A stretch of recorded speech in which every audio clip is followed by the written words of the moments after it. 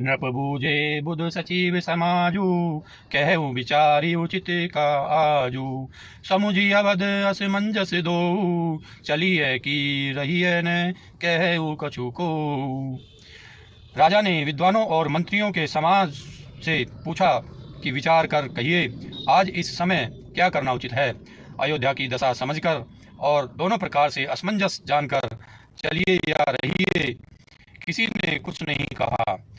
नृपहि धीर धरी हृदय में विचारी, पठय अवध चतुर चरचारी।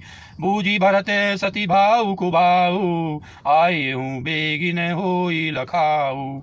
जब किसी ने कोई सम्मति नहीं दी, तब राजा ने धीरज धर हृदय में विचार कर 4 चतुर गुप्तचर जासूस अयोध्या को भेजे और उनसे कह दिया कि तुम लोग श्री राम जी के प्रति भरत के सद्भाव, अच्छे भाव, प्रेम या दुर्भाव, बुरा भाव, विरोध का यथार्थ पता लगाकर जल्दी लौट आना, किसी को तुम्हारा पता न लगने पावे।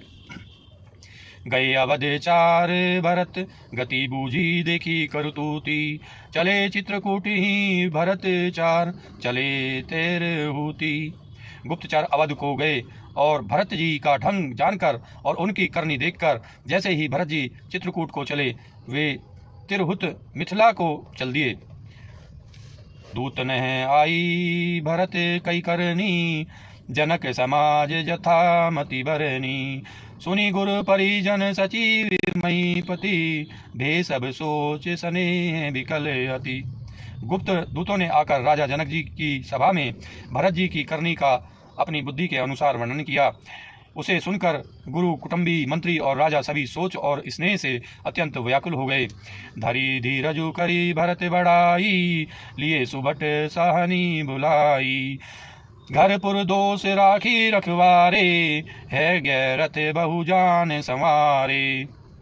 फिर जनक जी ने धीरज धरकर और भरत जी की बड़ाई करके अच्छे योद्धाओं और सहानियों को बुलाया। घर, नगर और देश में रक्षकों को रखकर घोड़े, हाथी, रथ आदि बहुत सी सवारियां सजवाई। दूधरी साधी चले तत्काला, किए विश्राम ने मग महिपाला। भोरे ही आजू नहाई प्रयागा, चले जमुनु उतरन सबुलागा। वे दूधड़िया मुहूर्त साधकर उसी समय चल पड़े। राजा ने रास्ते में कहीं विश्राम भी नहीं किया। आज ही सवेरे प्रयागराज में स्नान करके चले हैं। जब सब लोग यमुना जी उतरने लगे, खबर ही लेने हम पठे ना था, 3 कही अस महीने उमा था। 7 की रात 6 सातक दीने, मुनिवर तुरत विदा चर कीने। तब हे नाथ, हमें खबर लेने को भेजा। उन्होंने, दूतों ने ऐसा कहकर पृथ्वी पर सिर नवाया। मुनि श्रेष्ठ वशिष्ठ जी ने कोई 6-7 भीलों को साथ देकर दूतों को तुरंत विदा कर दिया। सुनत जनक आवनु सबु, हर सेऊ अवध समाजू। रघुनंदन ही सकोचु बढ़, सोच विवश सुरराजू। जनक जी का आगमन सुनकर अयोध्या का सारा समाज हर्षित हो गया। श्री राम जी को बड़ा संकोच हुआ और देवराज इंद्र तो विशेष रूप से सोच के वश में हो गए। गरई गलानी कुटिल के कई, काही कहे कही दूसनु दे।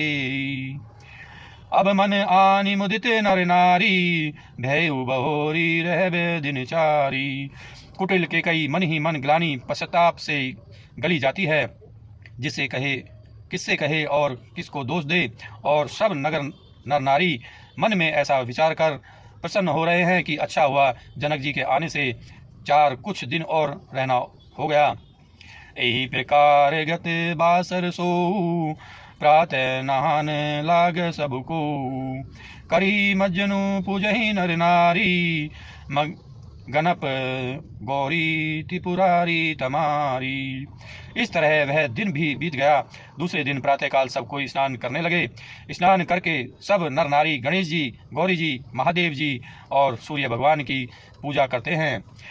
रमा रमन पद बंदी बहोरी, बिन बही अंजुली अंचल जोरी। राजा राम जानकी रानी, आनंद अवधि अवध राजधानी।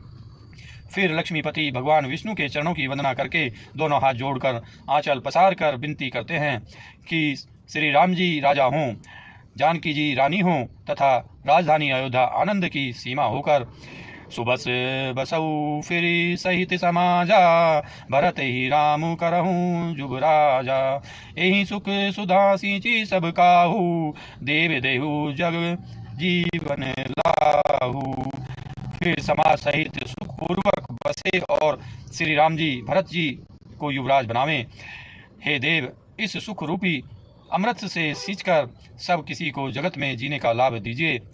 गुरु समाज भाई ने सहित राज राजूपुर हो, अछत राम राजा वध मरिय माग सब को। गुरु समाज और भाइयों समेत श्री राम जी का राज्य अवधपुरी में हो और श्री राम जी के राजा रहते ही हम लोग अयोध्या में मरें। सब कोई यही मांगते हैं। सुनी स्नेह में पुरजन बानी, निंद ही जोग बरती मुनि ज्ञानी। यही विधि नित्य कर्म करी पुरजन, राम ही करहि प्रणाम पुलकीर्तन। अयोध्यावासियों की प्रेममयी वाणी सुनकर ज्ञानी मुनि भी अपने योग और वैराग्य की निंदा करते हैं। अवधवासी इस प्रकार नित्य कर्म करके श्री राम जी को पुलकित शरीर हो प्रणाम करते हैं। ऊंच नीच मध्यम नर नारी, लहही दरसु निज निज अनुहारी। सावधान अब ही सन्मान ही, सकल सराहत कृपा निधान ही। ऊंच नीच और मध्यम सभी श्रेणियों के स्त्री पुरुष अपने अपने भाव के अनुसार श्री राम जी का दर्शन प्राप्त करते हैं। श्री रामचंद्र जी सावधानी के साथ सबका सम्मान करते हैं और सभी कृपा निधान श्री रामचंद्र जी की सराहना करते हैं। लरिकाई ही ते रघुबर बानी, पातल नीति प्रीति पहचानी। शील सकोच सिंधु रघुराऊ, सुमुख सुलोचन सरल सुभाऊ। श्री राम जी की तड़पन से ही यह बात बान है कि वे प्रेम को पहचान कर नीति का पालन करते हैं। श्री रघुनाथ जी शील और संकोच के समुद्र हैं। वे सुंदर मुख के या सबके अनुकूल रहने वाले, सुंदर नेत्र वाले या सबको कृपा और प्रेम की दृष्टि से देखने वाले और सरल स्वभाव हैं। कहते राम गुण गण अनुरागे, सब निज भाग सराहन लागे। हम सम पुण्य पुंज जग थोरे, जी नहीं राम जानत करी मोरे। श्री राम जी के गुण समूहों को कहते कहते सब लोग प्रेम में भर गए और अपने भाग्य की सराहना करने लगे कि जगत में हमारे समान पुण्य की बड़ी पूंजी वाले थोड़े ही हैं, जिन्हें श्री राम जी अपना करके जाते हैं। ये मेरे हैं ऐसा जानते हैं। प्रेम मगन ते ही समय सब, सुनी आवत मिथिलेशु। सहित सभा संभ्रम उठेउ, रवि कुल कमल दिनेशु। उस समय सब लोग प्रेम में मग्न हैं। इतने में ही मिथिलापति जनक जी को आते हुए सुनकर सूर्य कुल रूपी कमल के सूर्य श्री रामचंद्र जी सभा सहित आदरपूर्वक जल्दी से उठ